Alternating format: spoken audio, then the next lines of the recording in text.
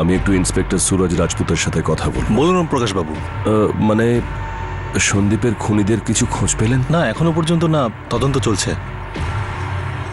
আপনি কিছু সাহায্য করতে চাইছেন? আগে হ্যাঁ, মানে মানে জানার ছিল আর কি। জানতে তো আমাদেরও হবে, আর আমরা এটা জেনেই ছাড়বো যে সন্দীপ রাঠোরকে কে খুন করেছে।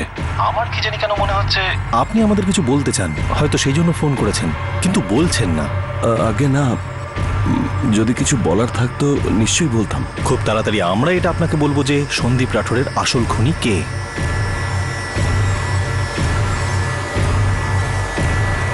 এই কেসটার একের পর এক মোড়ক খুলতে শুরু করেছিল।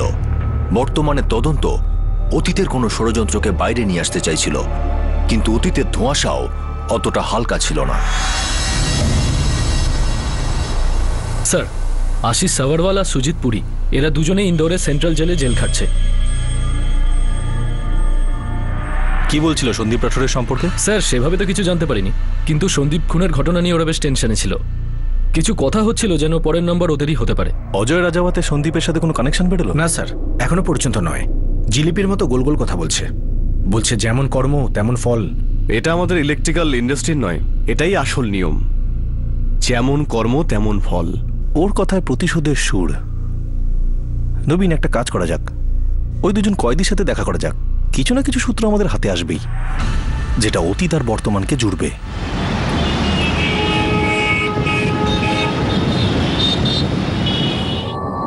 এই সব বাইরে কিছু বলবেন আমাদের কোথায় যেতে হবে? আরে বলবো বলবো, সব বলবো।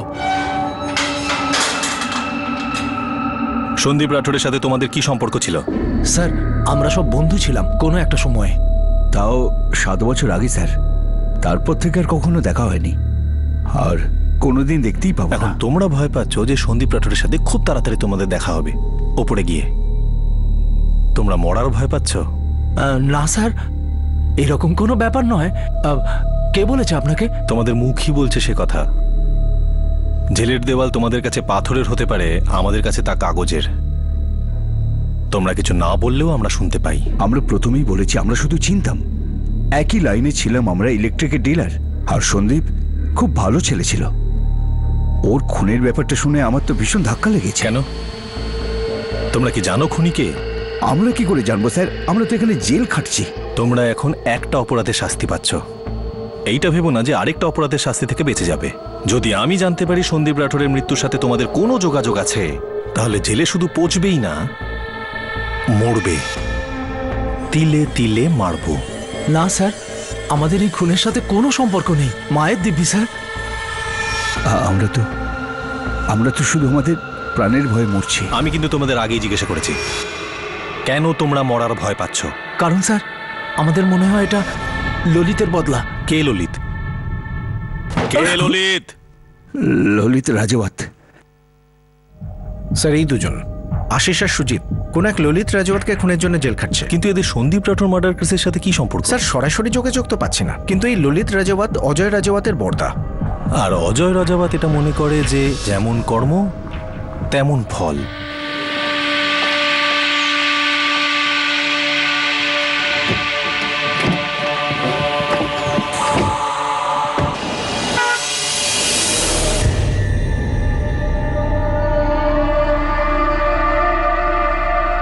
হ্যাঁ, আশিস সাভারওয়াল আর সুজিত পুরী আমার দাদাকে খুন করেছিল। ওরাই যারা 7 বছরের সাজা কাটছে, আর আরো 7 বছর বাকি আছে। হ্যাঁ। তাহলে সন্দীপ রাঠোরকে কেন দণ্ড দেওয়া হলো? তাও মৃত্যুদণ্ড। প্রাকৃতিক নিয়মে ও ফাঁসলো কি করে? আপনি এতদিনে এই কেসটা নিশ্চয়ই অনেকটাই তদন্ত করেছেন, তবে এটা নিশ্চয়ই জেনে থাকবেন যে সন্দীপ রাঠোর ব্যবসাতে বন্ধুর থেকে শত্রু বেশি বানিয়েছিল। শত্রুদের মধ্যে কেউ হয়তো এটা করেছে, তাই যেটা হওয়ার সেটা হলো। এই পাল্টিটা কে খেয়েছিল মিস্টার রাজাওয়াত? আরে স্যার, এটা আপনি ঠিক করবেন। আপনি আমাকে কি ভাবছেন, খুনি না আপনার খোঁচড়? আমরা আপনাকে যাই ভাবি না কেন, কিছু একটা ভাবছি। আর এই যে হাসিটা হাসলেন না, দ্বিতীয়বার হাসবেন না। এখানে আপনাকে জোকস বলছি না আমি। দুটো মার্ডার হয়েছে, একটা সন্দীপ রাঠোরের আর একটা 7 বছর আগে আপনার দাদা ললিত রাজাওয়াতের। এখন সোজা কথায় আমাকে এটা বলুন তো, সন্দীপ রাঠোরি কি আপনার দাদা ললিত রাজাওয়াতকে খুন করিয়েছিল? আমি কি করে জানবো? আইন আশিস সাভারওয়াল আর সুজিত পুরীকে শাস্তি দিয়েছে, ওরা ওই খুনের মাস্টারমাইন্ড ছিল। আমি এর থেকে বেশি আর কিচ্ছু জানি না। আর আমি জেনে করবোটা কি? আমার দাদা তো আর কোনোদিন ফিরে আসবে না। ওরা দুজন ছিল, আশিস আর সুজিত। ওরা দুজনে মিলে ললিত রাজওয়াতকে খুন করিয়েছে। কিন্তু কিন্তু কি ওম প্রকাশ বাবু? ও ললিতের ভাই অজয় সবসময় এটা দাবি করে আসছে যে আসল খুনি সন্দীপ। আচ্ছা, আর এরকম দাবি করার বিশেষ কোনো কারণ?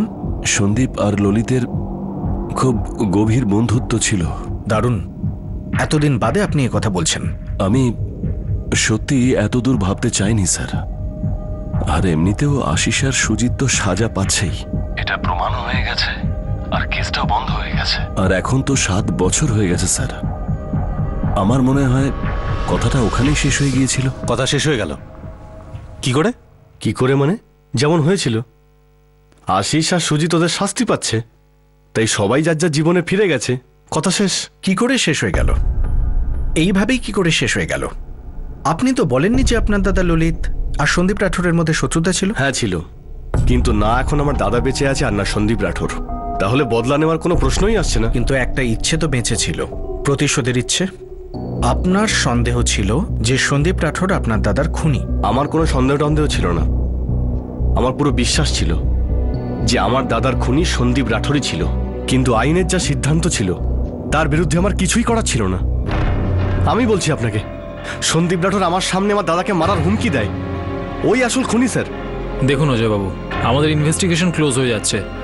সুজিত আর আশিসের স্টেটমেন্ট দিয়ে দেওয়া হয়েছে, দুজনকে কোর্টে পেশ করা হয়েছে। তাহলে আপনি সন্দীপ রাঠোরকে হাজির করুন না। বিনা কোনো কারণে আমরা কাউকে কোর্টে পেশ করতে পারি না। আমরা সন্দীপের পুরো রেকর্ড চেক করেছি, ওর আপনার দাদাকে খুন করার কোনো কারণ আমরা দেখতে পাচ্ছি না।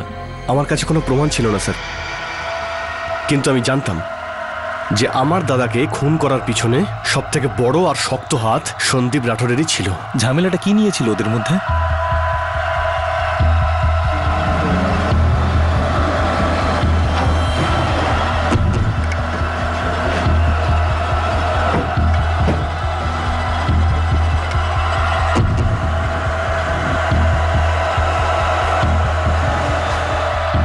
ওদেরকে ঘুষ খাইয়েছিস তুই।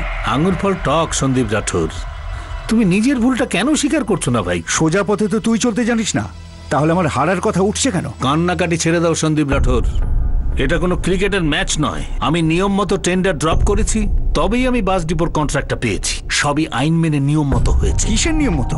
হ্যাঁ, কি নিয়ম মতো? কারণ তুই সব থেকে ভালো জানিস যে আমার কোটেশন সব থেকে কম ছিল। আমি এটাও জানি যে তুমি ঘুষ খাইয়ে সমস্ত টেন্ডারের কোটেশন জেনে নিয়েছো, তারপর টেন্ডারে সবচেয়ে কম কোটেশনটা দিয়ে। তোমার কি মনে হয় চাল তুমি একাই চালতে পারো সন্দীপ? চালাকির কাজ তোমার থেকে শেখা উচিত।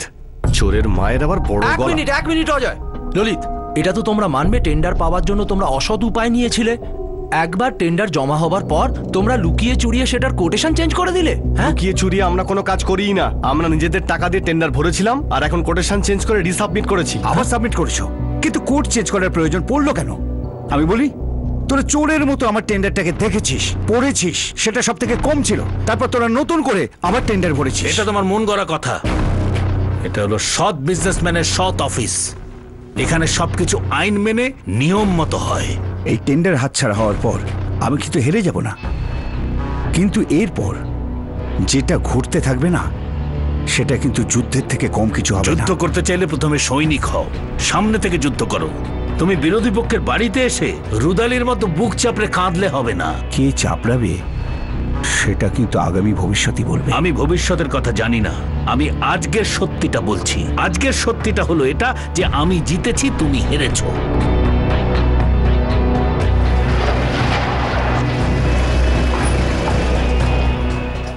সন্দীপ, তুই শুনেছিস? হ্যাঁ, সমস্ত ব্যবসায়ীরা শুনেছে। ওই মিউনিসিপ্যাল হসপিটালের কন্ট্রাক্টটা না, ওই জানোয়ার ললিত রাজাওয়াত আরো নোংরা খেলা খেলে যাচ্ছে, যার জন্য তোর বিজনেস জলে যাচ্ছে। তোর ক্ষতি হচ্ছে আর তার জন্য আমারও ক্ষতি হচ্ছে। আমার সিভিল ওয়ার্কসের বিজনেসের ব্যান্ড বেজে গেছে।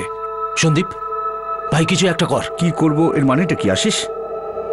ওই ললিত রাজাওয়াত শুধু আমার মাথা ব্যথার কারণ? ঠিক আছে, আমাদের দুজনেরই মাথা ব্যথা, কিন্তু ভাই আমরা যদি কিছু না করি তো খুব তাড়াতাড়ি আমরা পথে বসবো। এই বছরের 7 নম্বর বড় কন্ট্রাক্ট, যা ললিত চোরের মতো দখল করেছে। মরো না হলে মারার কথাটা এসে গেছে। আশিস, মরবো না, মারবো।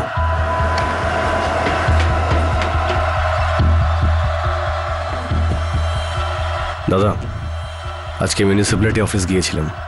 জানো কার সঙ্গে দেখা হলো আজকে? রুদালি, সন্দীপ রাঠোর। তুমি কি করে জানলে? এই শহরে সবাই আমার কাছে আসে, একমাত্র ওই আমাকে হিংসে করে। আসলে ও ভেবেই নিয়েছে ও আমার সঙ্গে শত্রুতাই করবে। খুব রেগে আছে না ও? হ্যাঁ দাদা, রেগে আগুন একেবারে। আসলে ও পুরোপুরি পাগল হয়ে গেছে। ও এটাই ভাবছে যে ও বড় কন্ট্রাক্টটা পায়নি কারণ আমি ঘুষ খাইয়ে নিয়েছি। আসলে একদমই তা নয়। আমি যেটাই যখন করি নিয়ম এবং আইন মেনে তবে করি। সবসময় সৎ পথে থেকে আমার দাদা কাজ করত, আর উনি কি পেলেন? মৃত্যু। আর তাই আপনি সন্দীপ রাঠোরকে মেরে ফেললেন? না স্যার, যদি কিছু করার হতো আমি তখনই করতাম, কিন্তু তাতে আমার দাদা কোনোদিন শান্তি পেত না। আমি ওনার রাস্তাতেই চলি। আমার বাবার মতো ছিলেন উনি। উনি এই প্রতিশোধ, খুন খারাপি একদম পছন্দ করতেন না। ললিত রাজাওয়াতের মৃত্যুর পর সন্দীপ রাঠোরের বিজনেসের অনেক উন্নতি হয়েছিল। কত আর উন্নতি করবে স্যার? শেষ পর্যন্ত তো একটাই জায়গায় যেতে হবে, শ্মশান ঘাটে। হ্যাঁ, এই ব্যাপারটা নিয়ে আমার আফসোস আছে যে আমার দাদার খুনি সমাজে বুক ফুলিয়ে ঘুরে বেড়াচ্ছে, আরও 2-4টে সাকরেত এখন জেলের মধ্যে রয়েছে।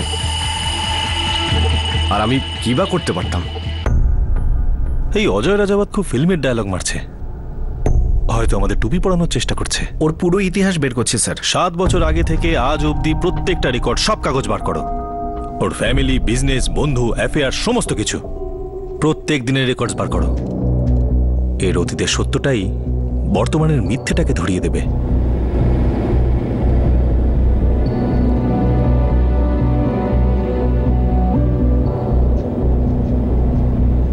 সন্দেহভাজনের তালিকা দিন দিন বেড়েই চলেছিল। লক্ষণ সাকলানি, জয়দীপ কোঠারি আর উজ্জ্বল পান্ডে, এরা ছাড়াও ছিল সন্দীপের 2জন বিজনেস রাইভাল, রাজেশ সাক্সেনা আর দীনেশ বাগড়ি। এই লম্বা লিস্টে এবার যুক্ত হয়েছিল অজয় রাজাওয়াতের নাম, যার দাদা ললিত রাজাওয়াতের খুন হয়েছিল আর যাকে এই সন্দীপ রাঠোর বরবাদ করে দেওয়ার হুমকি দিয়েছিল। এই খুনটা কি আলাদা আলাদা মানুষের মধ্যে করা একটা ষড়যন্ত্রের চক্রব্যূহ ছিল, যেখানে পুলিশ ঢুকতে পারছিল না, নাকি পুলিশের মধ্যে প্রবেশ তো করে গিয়েছিল কিন্তু অপরাধীদের সঙ্গে নিয়ে বেরোতে পারছিল না? এই চক্রব্যূহ থেকে বেরোনোর পাসওয়ার্ড কি ছিল? এমন কোন সূত্র ছিল যা দিয়ে ষড়যন্ত্রের সিন্দুকটা খোলা? মিথ্যে, এটা একেবারে মিথ্যে। সন্দীপের তো ললিত রাজওয়াতের মৃত্যুর পর অনেক বড় দুঃখ ছিল। আরে ও তো অনেক কষ্ট পেয়েছিল, চোখে জল এসেছিল। কান্না তো আনন্দেও বেরো রেশমি দেবী।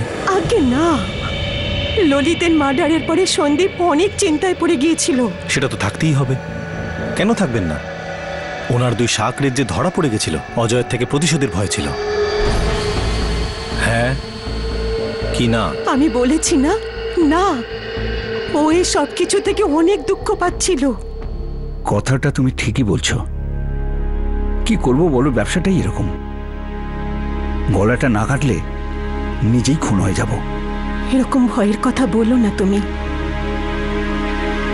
আমি চাই না যে তোমার সাথে এরকম কিছু হোক, যেমনটা ললিত রাজওয়াতের সঙ্গে হয়েছে। সত্যি কথা বলবো তোমাকে, ললিতের মৃত্যুটাই আমার খুব খারাপ লেগেছে। আমি ওকে ধমকেছিলাম রাগের মাথায়। ও আমার সব থেকে বড় শত্রু ছিল ঠিকই, কিন্তু আমি ওর মৃত্যু কখনো চাইনি। ওর ভাই অজয়, ও আমাকে হত্যাকারী ভাবছে, ভুল ভাবছে। ও তোর সাথে দেখা করে এই ভুলটা ভেঙে দাও।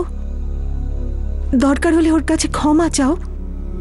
আর যদি ওকে কিছু দিতে হয় বিজনেসের ব্যাপারে তো দিয়ে দাও। দেখো, তুমি আছো তো আমি আছি। আমি তোমার কাছে হাত জোড় করছি, প্লিজ এই ব্যাপারে আর এগিয়েও না।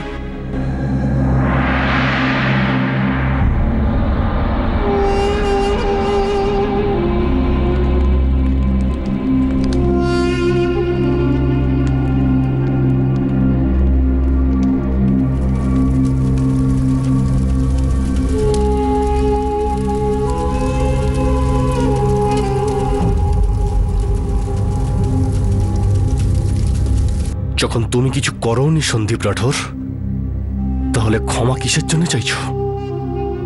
তুমি যেটা বলেছিলে সেটা করেছ। অজয়, আমাকে তুমি বিশ্বাস করো, আমি কিচ্ছু করিনি। সেদিন ওকে যা আমি বলেছিলাম সেটা তো শুধু কথার কথা। সত্যি বলতে কি এরকম করার কথা স্বপ্নেও ভাবতে পারি না। একটা কথা আমি বলছি, এটা হয়তো অন্য কেউ করেছে, কিন্তু তুমি শুধু আমাকেই দোষী ভাবছো। দোষের কথা তুমি তুলবেই না রাঠোর। এই যে তোমার মন আছে না, এটা একদিন ভাঙবে, চুরমার হয়ে যাবে। আমি তোমার দাদাকে খুন করিনি। তুমি যা কাজ করেছো রাঠোর, সেটার সুদে আসলে তোমাকে ফেরত দেব। যেমন কর্ম তেমন ফল।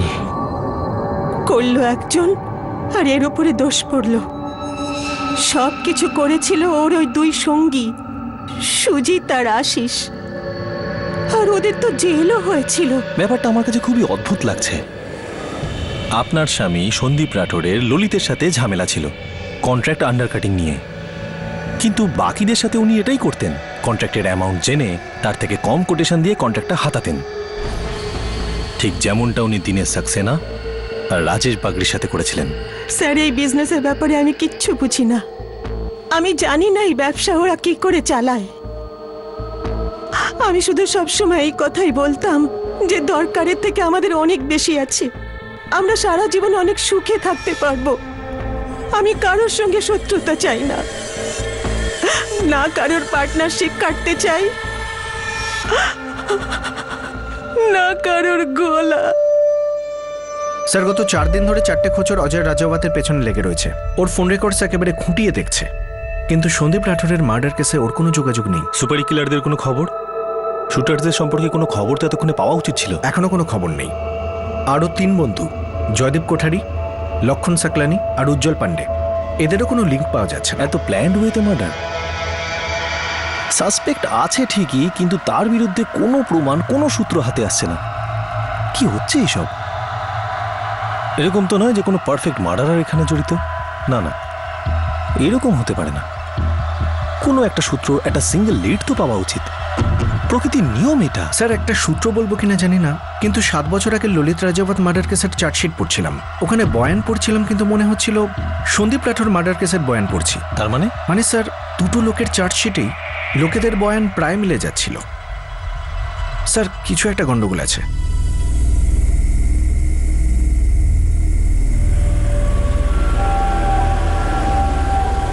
দাঁড়াও হরিশ, আমি একটু চা খেয়ে আসছি। ঠিক আছে স্যার। তুমি খাবে?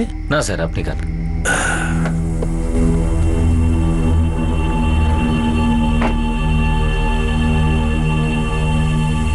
সাহেব, আজকে লেট করলেন? হ্যাঁ, একটু কাজ ছিল। একটা ভালো করে খুব কড়া চা দাও তো। ঠিক আছে সাহেব, এক্ষুনি দিচ্ছি।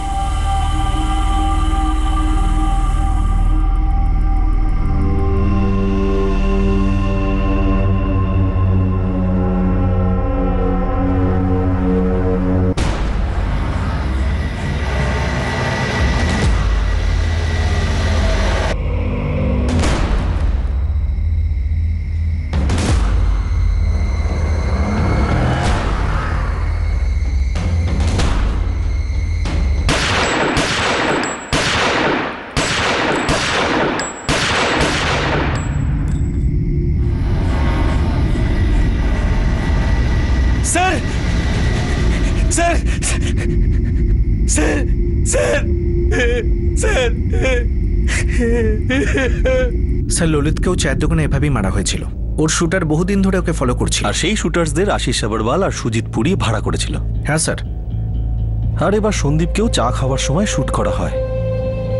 কাকতালীয় তো হতে পারে। আমরা এটা প্রথম থেকেই দেখছি যে একজন শুটার্স তার শিকারের ডিটেল স্টাডি করে, তারপর সেই জায়গায় অ্যাটাক করে যেখানে ওকে মারা সব থেকে সোজা। Right sir. স্যার, এই যে ললিত রাজাওয়াতের পোস্টমর্টেম রিপোর্ট, কি আছে রিপোর্টে?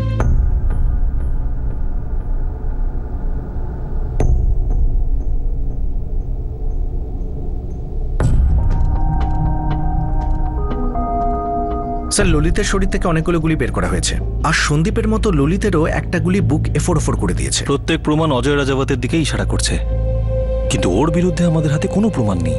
নেই স্যার। ব্যাপারটা এরকম নয় তো যে সন্দীপ রাঠোরের বিরুদ্ধে কোনো প্রমাণ পাওয়া যায়নি, তো অজয় এমনভাবে প্ল্যানিং করেছে যে তার বিরুদ্ধে কোনো প্রমাণ না পাওয়া যায়। সেটাই তো মনে হচ্ছে স্যার। আমরা অজয়ের সব মুভমেন্ট ট্র্যাক করেছি, ওর ফোন রেকর্ডস, কিন্তু কোনো কিছু থেকে এমন পাওয়া যায়নি যাতে মনে হয় এই সন্দীপ রাঠোর মার্ডার কেসে অজয় রাজাওয়াত মাস্টার মাইন্ড যত বড়ই মাস্টার প্ল্যান মানাক না কেন, একদিন কেউ না কেউ ওর দল থেকে বেরিয়ে আসবেই।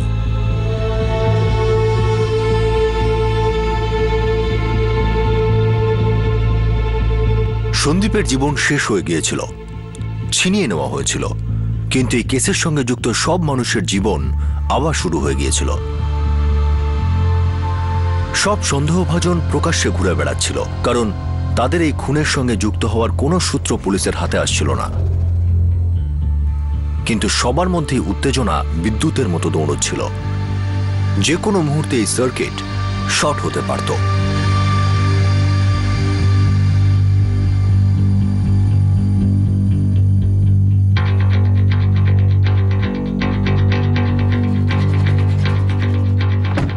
অন্যদিকে সর্দারের সিপাহীদের মধ্যেও অস্থিরতা বেড়ে চলেছিল, প্রেশার বাড়ছিল।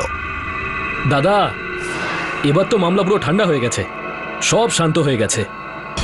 আর কতদিন আমার ছেলেদের আন্ডারগ্রাউন্ড থাকতে হবে? সবচেয়ে বেশি বিশ্বাসী কুকুরও খালি পেট থাকলে মালিকের ওপর ঝাঁপিয়ে পড়ে, আর কামড়াতেও পারে। দাদা দাদা এবার শুধু লক্ষ্মী দেবীর দর্শন আমাদের করি এই দিন। হঠাৎ করে কোনো বাল্ব যেভাবে জ্বলে ওঠে, ঠিক সেইভাবেই এই কেসটাও হঠাৎ করেই সমাধান হয়ে গেল। এত ইলেকট্রিক্যাল পরিবেশের মধ্যে পুলিশের হাতে হঠাৎ করেই একটা খোলা তার চলে আসে, যেটা ধরতেই এই ষড়যন্ত্রের পুরো সার্কিট একেবারে সামনে এসে যায়। ইলেকট্রিক অ্যাপ্লায়েন্স ইন্ডাস্ট্রিতে ঘটা এই গ্যাং ওয়ারের শেষমেশ আর্থিং হয়েই গেল। দুটো সাপের বাচ্চা তো একটা লজে ঘাটে গেড়ে বসেছে, শুনেছি আন্ডারগ্রাউন্ড ছিল। দুধ কলা শেষ হয়ে যাওয়ায় এখন নিজের মালিককেই খাল্লাস করার কথা বলছে। মাল চাইছে, তাও মোটা। এবার সাপের বাচ্চাদের নাম নেওয়ার জন্য কত চাস? আর লজের নামটাই বা কি বলছে? সন্ধ্যাবেলা ডেকেছে হাইওয়ের পাশে একটা পোড়ো বাড়িতে। ওকে বলে দে শুধু কোথায় কোনো কাজ হবে না, হাতে যেন টাকা থাকে। টাকা? আরে সে কথা বলার জন্যই তো ডেকেছে। যদি টাকা না দেয় তো? না দিলে দেখা যাবে।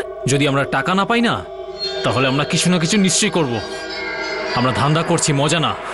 এক হলো সোহেল মির্জা, আর একজন হলো ইমরান শেখ, দুজনেই নাম করা হিস্ট্রি শিটার। কোন লজ? অবস্থি lodge sir. তুলে আনবো স্যার? এখনই না, 4 জন লোককে সিভিলে লাগিয়ে দাও, ওয়াচ করুক। আমাদের এই চক্রান্তের মূলে যেতে হবে। একবার জানা যাক এই সাপেদের দুধ কে খাওয়াচ্ছে।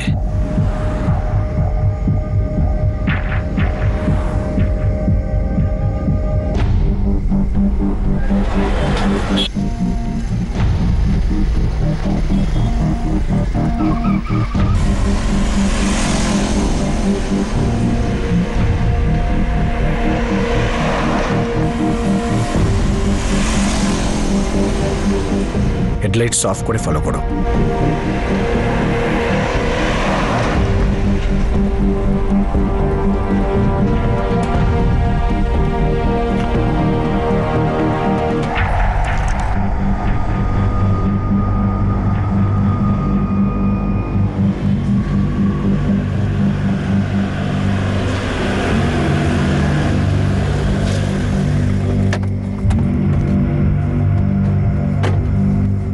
শোনো, যদি প্রয়োজন পড়ে তবে পায়ে গুলি চালাবে।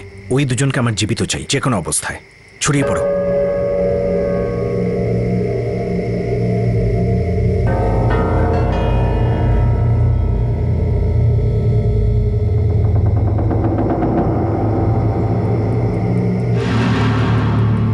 পবন ভাই, আজকে আর শুনবো না, আজকে ফুল অ্যান্ড ফাইনাল করেই দাও। উনি আসছেন, আর একটু অপেক্ষা কর।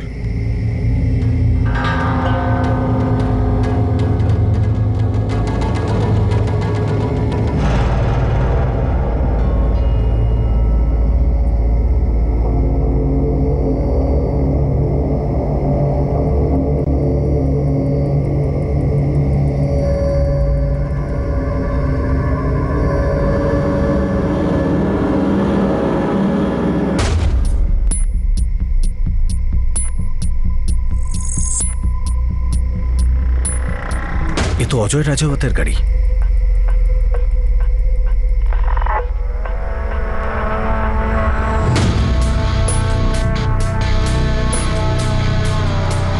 দাদা, আমাদের তো ভুলেই গেছেন। হ্যাঁ, সেটা কি করে হয়? তবে সবকিছুর একটা সঠিক সময় হয়। তাহলে ধন্যবাদ।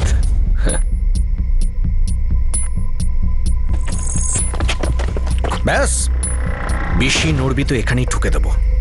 সব পরিষ্কার হয়ে গেছে।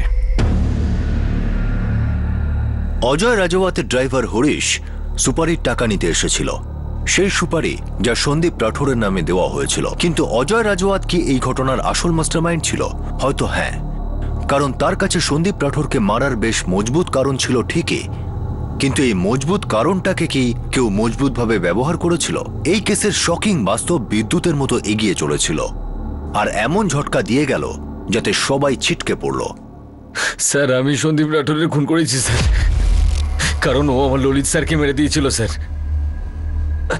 আর স্যার, উনি আমার কাছে বাবার মতন ছিলেন স্যার। তুই হলি একটা প্লাস্টিকের বোর্ডে যাকে আমাদের সামনে ঠেলা হয়েছে, কিন্তু এত সস্তা দাবা আমরা খেলি না।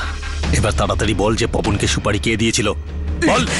আমি দিয়েছি স্যার, আমি দিয়েছি, কথা শুনুন স্যার। স্যার, আমাকে সুপারি হরিশ দিয়েছিল, এবার ওকে কে দিয়েছিল আমি কি করে বলবো বলুন? এটা আমার ধান্দার নিয়মের বাইরে। খুবই ভদ্র সভ্য অমায়িক খুনি রে তুই। হ্যাঁ, আচ্ছা ধরে নিলাম হরিশে তোকে সুপারি দিয়েছিল, তো তোকে কি বলেছিল? স্যার বলেছিল সন্দীপ রাঠোরকে টপকে দিতে হবে। আমরা 2 সপ্তাহ ধরে ওর ওপর নজর রেখেছিলাম, যখন ঠিক মনে হয়েছিল টপকে দিয়েছিলাম। ওখানে তো তোর 3টে লোক আগে থেকেই তৈরি ছিল, উজ্জ্বল পান্ডে, জয়দেব কোঠারি, লক্ষণ সাকলানি। এই 3 জন ছিল, নাকি এদের মধ্যে যে কোনো 2 জন? বলবি নাকি রে? স্যার, স্যার এই ব্যাপারে আমি কিচ্ছু জানি না, এই নামগুলো আমি প্রথমবার শুনছি স্যার। মা কালী দিব্যি। সাহেব, আমরা চোখে কাপড় বেঁধে কাজ করি, শিকার ছাড়া আমরা কিছুই দেখতে পাই না সাহেব। স্যার, যখন আপনি ওই নামটা বললেন না, সন্দীপ রাঠোর, পবনদা আমাদেরকেও ছবি দেখিয়ে জায়গাটা বলে দিয়েছিল, আর বলেছিল গুলি মেরে দে। একটা ইচ্ছের কথাও বলেছিল স্যার। কি ইচ্ছের কথা? স্যার, ওর ইচ্ছা ছিল যে বাকিগুলি যেখানে ইচ্ছা লাগুক, কিন্তু একটা গুলি ছাদে যেন ফোড় করে দেয়। যে গুলি যেখানেই চালা, যত ইচ্ছা চালা, কিন্তু একটা গুলি ছাতি এফোড় করে দিতে হবে। স্যার, হরিশ আমাকে যা বলেছিল আমি সেটাই করেছিলাম। এবার আমি কি করে বলবো ওর বুকে গুলি কেন মারতে বলেছিল? আমার ললিত স্যারের বুকে গুলি মেরেছিল স্যার, বুকে এইখানে, বুকে ফোড় করে দিয়েছিল স্যার। তাহলে এই সন্দীপ রাঠোরেরও তো বুকে ফোড় হওয়ার কথাই ছিল স্যার, আর কিছু হওয়ার ছিল না। যত খুশি গুলি মারো, একটা গুলি যেন ছাতিয়ে ফোড় করে দেয়, মনে থাকে যেন বুকে। তোর প্যাকেট থেকে 4 লাখ টাকা পাওয়া গেছে। 4 লাখ টাকা সুপারি দিয়েছিলি? একজন ড্রাইভার 4 লাখ টাকা সুপারি দিতে পারে? আমার 7 বছরের রোজগার স্যার, জীবনের সমস্ত টাকা দিয়ে দিয়েছিলাম ওতে। স্যার, ললিত স্যারের জন্য সবকিছু করতে পারি আমি। আর আমি সন্দীপ রাঠোরের হত্যাকারীকে ধরার জন্য সবকিছু করতে পারি। তাই এই প্রভু ভক্তি গীতির আলাপ গাওয়াটা বন্ধ কর, আর সত্যি গানটা গাওয়া শুরু কর, না হলে সারা জীবন আঙুল দিয়ে ইশারা করেই কথা বলতে হবে। স্যার, আমি সত্যি বলছি স্যার, সত্যি বলছি। সত্যি বলা তুই শুরু করবি কি করে? কারণ আমরাই তো এখনো শুরু করিনি। চল, এবার বল, সন্দীপ রাঠোরের সুপারি অজয় রাজাওয়াতের কথাতে দেওয়া হয়েছিল, নাকি অন্য কারো কথায় যে অজয় রাজাওয়াতের নাম আর সন্দীপ রাঠোরের সাথে শত্রুতার সুযোগ নিচ্ছে এখানে?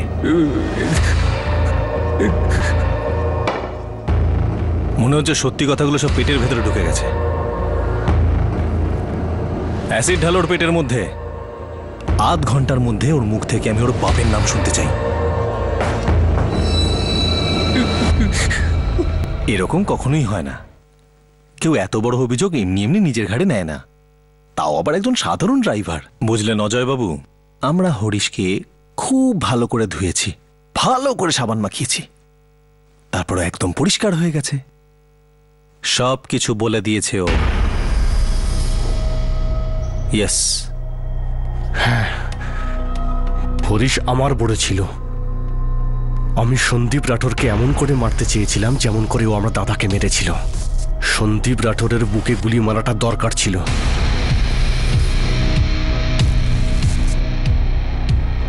আমি সেটাই করেছি। পার্থক্য শুধু এটাই যে ও আমার দাদাকে রাতের অন্ধকারে গুলি করেছিল, আর আমি ওকে 3 দুপুরে। আমি এটা কোনোদিন মানতেই পারিনি যে আশিস সাবরওয়াল আর সুজিত পুরী আমার দাদাকে খুন করার পরিকল্পনা করবে। ওদের এত দম ছিলই না। এই সমস্ত প্ল্যান সন্দীপ রাঠোরই করেছিল, আর তারপরে ওদেরকে বাধ্য করে এই খুনের দায় স্বীকার করতে। ঠিক সেভাবেই যেভাবে আপনি আপনার ড্রাইভার হরিশকে বাধ্য করেছিলেন, তাই না? অপরাধ এক টুকরো জমি নয় যে কারো নামে লিখে দিলাম। এই কর্ম যার ফল তাকেই ভুগতে হয়।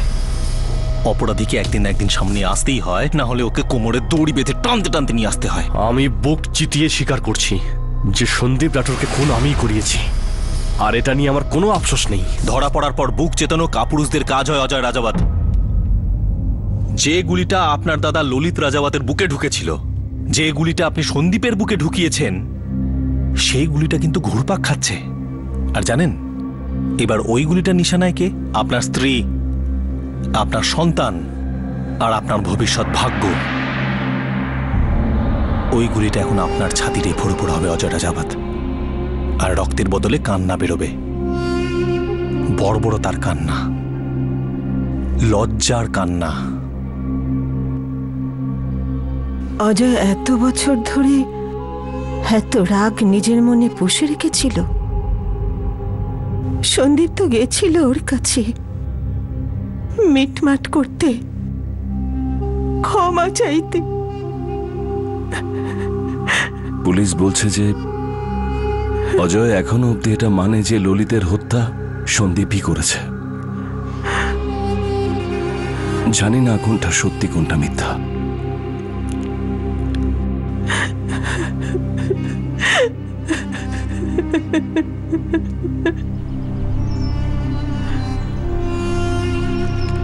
হতে পারে, বিজনেসে হামেশা হতে পারে। কম্পিটিশনকে দূর করার জন্য কম্পিটিটরদেরকেই দূর করে দেয়। কিন্তু এই হুমকি দেওয়া করে একজন আর ভোগে আরেকজন। পুলিশ আমাদের তিনজনকে দোষী ভাবছে। অজয় রাজাওয়াতও ললিতের হত্যাকারী হিসেবে সন্দীপকে দায়ী করেছিল। কেন? কারণ সন্দীপ ললিতকে প্রাণে মেরে দেওয়ার হুমকি দিয়েছিল, যেখানে ললিতের খুনি অন্য কেউ। দেখ, আমিও এতদিন ধরে ভয়ে কাতরাচ্ছিলাম, শুধুমাত্র এই জন্য যে খুনের আগে ঘটনাচক্রে আমি ফোন করতে সরে গিয়েছিলাম। হয়তো এখানে থাকলে আর বেঁচে থাকতাম না।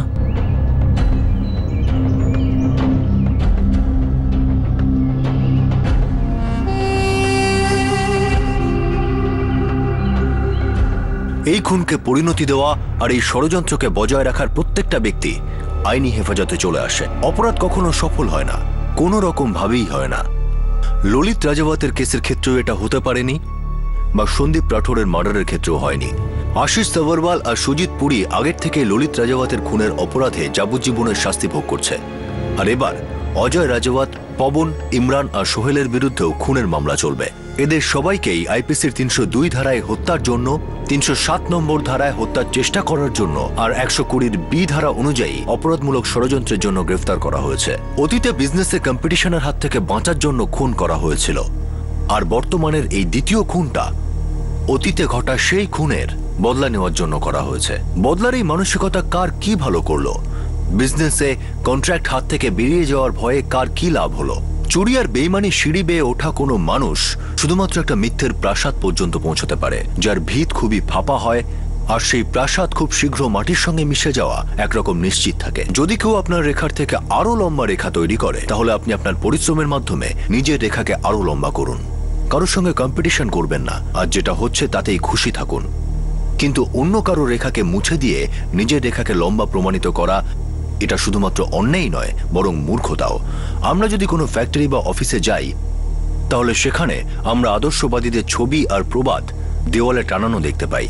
কিন্তু প্রয়োজন হলো যে মালিকের থেকে ম্যানেজার পর্যন্ত আর ম্যানেজারের থেকে শ্রমিক পর্যন্ত প্রত্যেককেই এই প্রবাদগুলোকে গভীরভাবে দেখতে হবে আর নিজেদের জীবনে মেনে চলতে হবে। আর চলুন এবার দেখি আমাদের আজকের দ্বিতীয় কেস।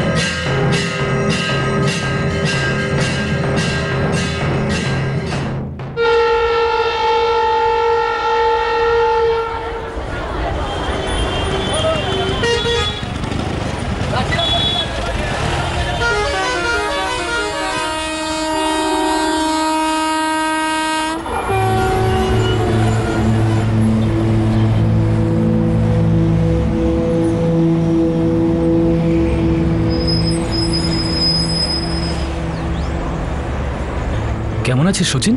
আমি ঠিক আছি কাকা। বলো এখানে কেন? আরে তুই আমাকে এই কাকা কাকা বলা বন্ধ কর তো। আমি তোর কাকা নই, তোর বাবা আমি। তুই আমায় বাবা বলে ডাক। তুমি আমার বাবা নও কাকা। বলো কি ব্যাপার, এখানে কেন এসছো আমাদের হোস্টেলে? আমি তোকে নিতে এসেছি। আমি জানি তোর এখন ছুটি চলছে। ছুটি তো আছে, কিন্তু এই সপ্তাহে আমি বাড়ি যাব না, এটা আমার ইচ্ছা।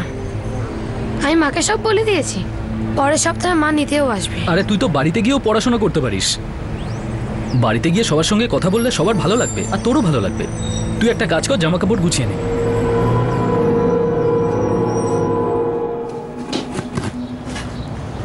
এটা রেখে দে। সামনের সপ্তাহে শুধু আমিই আসবো তোকে নিতে। শোন, আমি ছাড়া যদি অন্য কোনো লোক আসে তোকে নিতে, তাহলে তার সঙ্গে যাবার কোনো দরকার নেই, বুঝলি তুই? মা, তুমি আমাকে এই কথাটা 4 বার বলে ফেলেছো, আর আমি 4 বার বুঝেও গেছি। অজিত দাদা, তুমি যাবে তো সচিনের হোস্টেলে? তোমার বাড়ি থেকে তো বেশি দূরেও নয় ওটা।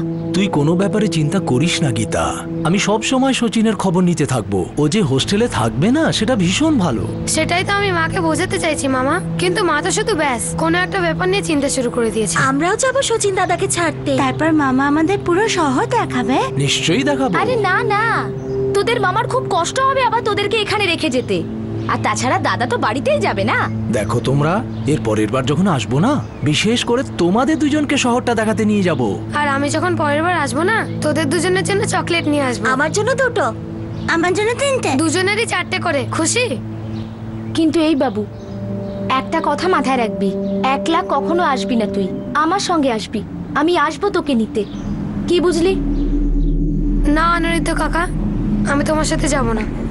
আরে তোর মা নিজে আমাকে বলেছে আমার সাথে তোকে যাওয়ার জন্য, ওর ভালো লাগবে। আমার কাছে মোবাইল আছে কাকা, আর মায়ের কাছে আমার নাম্বারও আছে। মা যদি চাইতেন যে আমি তোমার সাথে যাই, তাহলে আমায় নিশ্চয়ই বলতেন। আরে দেখ, দেবিকা, পূজা সবাই দেখে তোকে খুব খুশি হবে। কাকা তুমি এখান থেকে চলে যাও, আমি তোমার সাথে যাব না।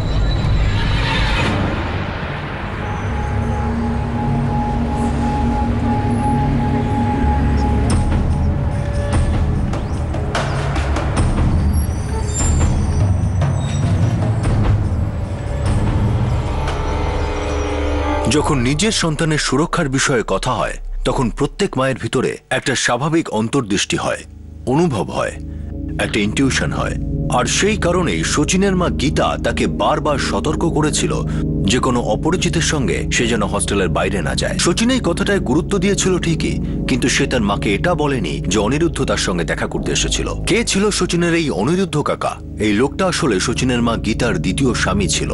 অনিরুদ্ধ গুপ্তা আর তার ছোট ভাই সুজিত গুপ্তা মিলে সচিনকে নিয়ে একটা ষড়যন্ত্র রচনা করেছিল। দুর্ভাগ্যবশত সচিন এই বিষয়টা সম্পর্কে কিচ্ছু বুঝতে পারেনি, ইনটিউশন কাজ করেনি।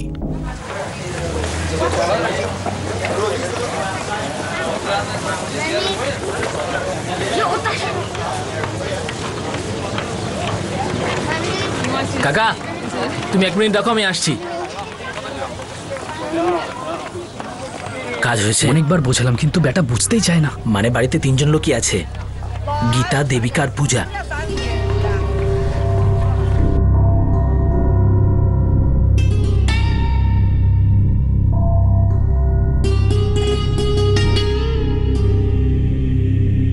এই শোন, তোরা স্কুল থেকে সোজা বাড়ি আসবি। মা, আমাদেরও সচিন দাদার মতন হোস্টেলে কেন পাঠাচ্ছ না?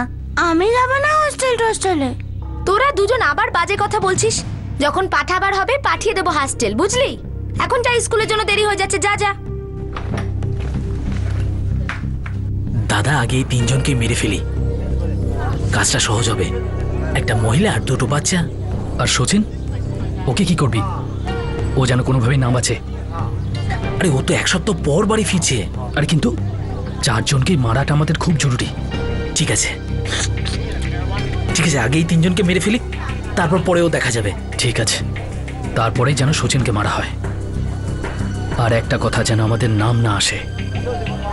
ওই যশবন্ত আছে তো? হ্যাঁ, যশবন্ত।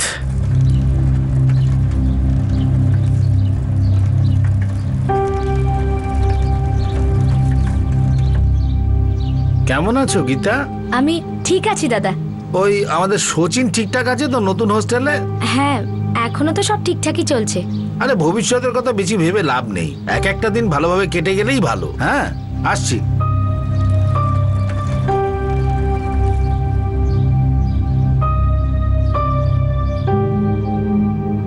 দাদা, ওই যশবন্তর ঘাড়ে দোষপনাটা কিন্তু তোমায় দেখতে হবে। এটা কিন্তু আমাদের কথা হয়েছিল। সেটা আমি দেখে নেব। তোর প্ল্যান কত দূরে গেল, মানে কিভাবে করবি? মন্দিরে শেষ আরতি শুরু হয় সন্ধ্যে 8টার সময়, 8:30 পর্যন্ত চলে। আর আরতির আওয়াজ এত জোরে হয় যে কিচ্ছু শোনা যায় না। বাড়িতে ওরা যতই চিৎকার করুক না কেন, গীতা, দেবিকার পূজা, কিচ্ছু শোনা যাবে না। ব্যাস 8টা থেকে 8:30টার মধ্যে আমি বাড়ির মধ্যে ঢুকে পড়বো, 3 জনকে শেষ করে দেবো। সেই দায়িত্বটা আমার। আরে কিন্তু যশবন্ত, আরে ও তো পাশেই থাকে না, চিৎকার চেঁচামেচি হলেও জানতে পারবে না। আর আমি নিজেরাই কি করেছি দাদা, ওই আরতির আওয়াজে না কিচ্ছু শোনা যায় না, কিচ্ছু শোনা যায় না। আমি নিজে চিৎকার করে দেখেছি। তাহলে শুভ কাজে দেরি কিসের? তুই যা গিয়ে 3 জনের কাজ শেষ করে দে, বাকি যশবন্তের ব্যাপারটা আমি দেখছি। বেটাকে এমন ফাঁসাবো বাঁচতে পারবে না। আসুন, ওর পরেই কিন্তু শচীনকে মারতেই হবে। হ্যাঁ হ্যাঁ হ্যাঁ, সেটা তো করতেই হবে, আর কোনো উপায় নেই। 4 জনকে একেবারে শেষ করতে হবে।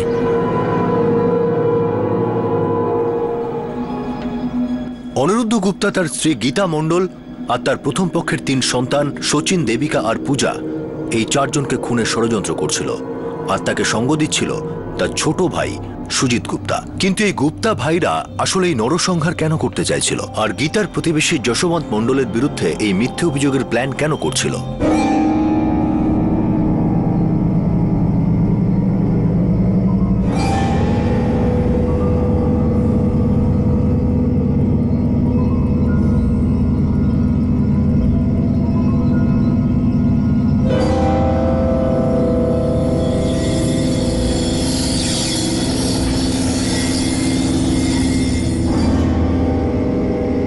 আবার যাচ্ছিস তুই ওখানে? গীতা তোকে শেষ করে দেবে। আমি আমার নিজের কাজে যাচ্ছি বাবা। কাজ থেকেই তো ফিরলি বাবু, বলে দিচ্ছি আমি, ওই মহিলার পাল্লায় পড়লে তোর সর্বনাশী হবে, কোনো ভালো হবে না। আবার ভাষণ দেওয়াটা কি খুব জরুরি তোমার? আমি কোনো দুধ খাওয়া বাচ্চা নই যে প্রত্যেকদিন আমাকে ছোটদের মতো প্রশ্ন করা হয়। প্রশ্ন তো একটাই বাবা, তুই যদি জেদ ধরে বসে থাকিস না আর ওই 3টে বাচ্চার মাকে বিয়ে করিস, তাহলে একটা কথা মনে রাখ, এই বাড়ি থেকে, এই সংসার থেকে তোকে বের করে দেবো, একটা পয়সাও পাবি না। আরে তো আমি কোথায় বললাম যে ওর সঙ্গে বিয়ে করতে যাচ্ছি? এ তো সবসময় তোমরাই আমাকে বলো যে আমি নাকি ওকে বিয়ে করব। তো এবার আমি করবোটা করব, কি করব? আমি বলছি কি করতে হবে তোকে। এটাই ভালো হবে যে তুই ওই মহিলার কাছ থেকে ফিরে আয়, এটাই ভালো হবে, সমস্ত সম্পর্ক ত্যাগ কর। আর আমি দয়া করে ভাষণ শুনতে পারবো না এখন। আমি আমার কাজে বেরোচ্ছি, অনেক রাত হয়ে গেছে, তোমরা খেয়ে নাও এবার।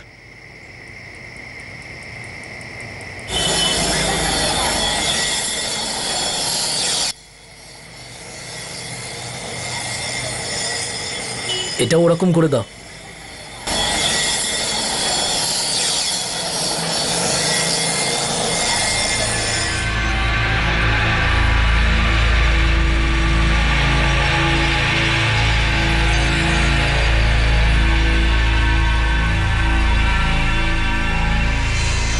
আরতি শুরু হতে আর 15 মিনিট বাকি। হ্যাঁ, কিন্তু যশবন্তের বাড়ি থেকে গীতার বাড়ি যেতে তো 15 মিনিট সময় লাগবেই। আচ্ছা ঠিক আছে, তাহলে এখানেই অপেক্ষা করা যাক। হ্যাঁ, তুই গিয়ে 3 জনকে শেষ করে আয়। ঠিক আছে, যা।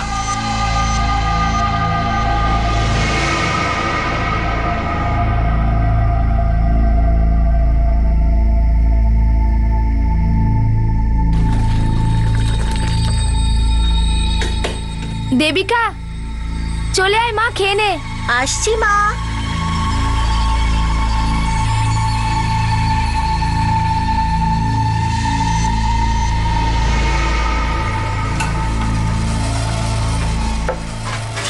কি রে পূজা, কিছু শেখ দেবিকা দিদির থেকে। আয় হাত লাগা, সবাই একসঙ্গে খাবো আমরা।